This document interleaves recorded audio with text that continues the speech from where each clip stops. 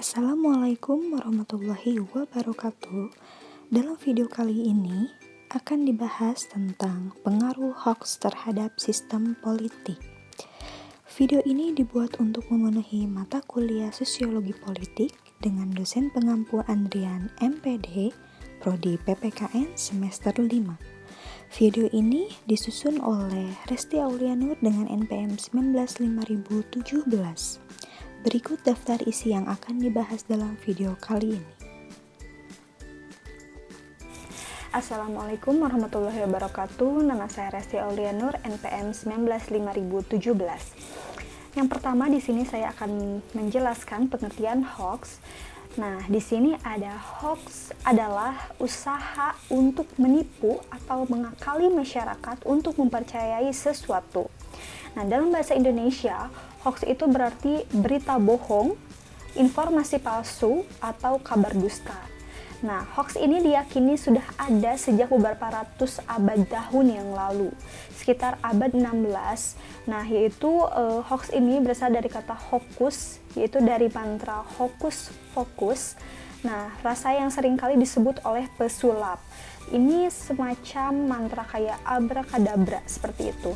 Nah, jadi seperti pesulap, nah penyebar hoax juga mencoba membuat seseorang melihat kepalsuan menjadi kebenaran atau sebaliknya. Kemudian selanjutnya, bagaimana sih penyebaran hoax itu terjadi?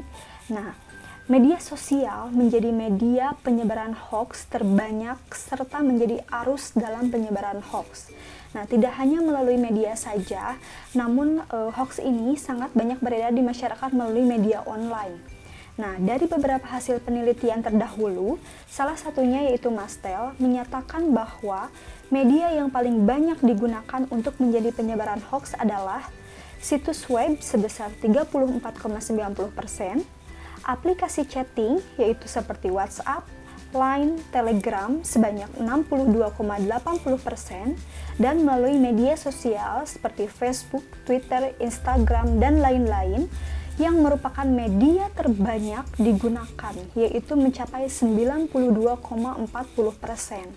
Nah, sedangkan data yang dicatat oleh Kementerian Komunikasi dan Informasi menyebutkan ada sebanyak 800 situs di Indonesia yang terindikasi sebagai penyebar hoax. Nah, apa saja sih tema hoax, terutama di tahun 2020 ini? Nah, bersumber dari Tirto ID bersama peneliti dari Fakultas Ilmu Komunikasi Unpad. Nah, ini adalah merupakan hasil pantauan yang menunjukkan bahwa tema politik paling banyak ditemukan, yaitu sebesar 40,8%. Yang kedua tentang kesehatan COVID sebanyak 24,1%. Nah, kemudian topik di luar topik-topik utama seperti agama, kriminalitas, kesehatan, dan ekonomi itu sebanyak 15,4%, dan yang paling kecil di sini yaitu tema hoax tentang ekonomi sebesar 1,1%. Nah, di sini ada hoax politik dari tahun ke tahun. Jumlah hoax politik meningkat dengan catatan terbanyak pada 2020.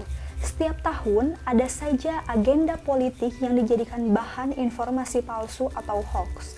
Nah, pada 2017 misalnya, hoax berkisar antara perseteruan politik pendukung Basuki Cahayapurnama dan pendukung Anies Baswedan.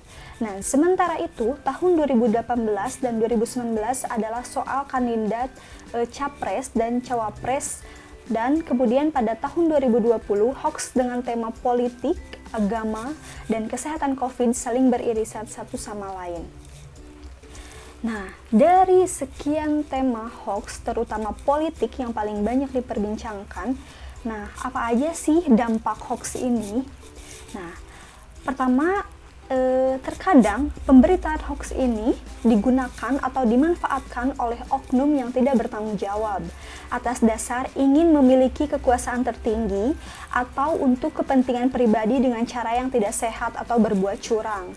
Nah, dengan adanya berita hoax ini dimanfaatkan oleh mereka untuk menjatuhkan lawan dengan mengadu domba, memecah belah persatuan rakyat dan dengan yang lainnya, sehingga dengan berita hoax ini dapat menyebabkan permusuhan atau perpecahan antara pihak satu dengan yang lainnya. Nah, kedua, berita hoax yang disebarkan tersebut dapat menyebabkan ancaman bagi sistem politik di Indonesia. Karena demokrasi yang dilandasi oleh berita hoax dapat mengakibatkan kehancuran di negara tersebut, terutama di Indonesia. Nah, biasanya isu berita hoax ini muncul ketika ada peristiwa penting. Salah satunya pada saat mendekati pilkada, dengan cara menyebarkan kebohongan atau memfitnah lawan politiknya. Kemudian, berita hoax biasanya disebarkan mengandung isu-isu sensitif seperti rasisme, ideologi, maupun unsur agama. Nah, padahal berita tersebut tidak memiliki fakta yang kuat, tetapi terdapat memberikan efek berupa serangan atau penolakan terhadap kelompok lainnya. Nah, sehingga toleransi atau multikulturalisme di Indonesia itu melemah diterpa berita hoax. Kemudian, dengan adanya hoax ini, biasanya pendukung, apalagi menjelang pilkada atau pilpres, biasanya timbul kubu-kubu antara misalnya ketika kemarin capres kubu Jokowi dengan kubu Prabowo. Biasanya pendukung satu sama lain termakan hoax sehingga mereka saling bermusuhan antara pendukung satu sama lain. Nah, kemudian selanjutnya hoax juga dapat menurunkan kepercayaan masyarakat terhadap pemerintah dengan adanya hoax yang bermunculan itu. Kemudian, jika berita-berita hoax terus dibiarkan di Indonesia, hal ini akan berdampak lebih buruk lagi terhadap demokrasi di Indonesia dan pastinya akan mengakibatkan kecemasan serta dapat menjadi ancaman dalam sistem berpolitik. Nah, kemudian selanjutnya, apa aja sih upaya untuk menangkal hoax? Nah, di sini ada 3 langkah jangka pendek untuk memerangi hoax.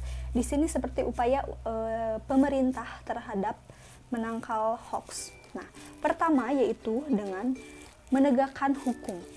Nah, kita itu negara hukum, kita punya hukum, itu harus ditegakkan.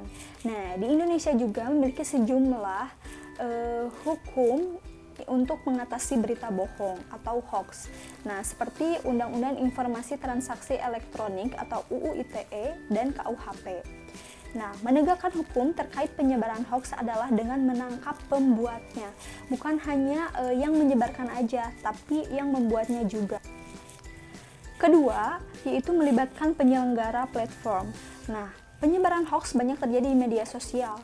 Nah, karena itu penyelenggara platform harus dilibatkan untuk melawan hoax. Misalnya, pemerintah memberlakukan denda bagi penyelenggara media sosial yang tidak melakukan langkah yang cukup untuk meredam informasi yang tidak benar, apalagi ikut-ikutan menjadi penyebar hoax.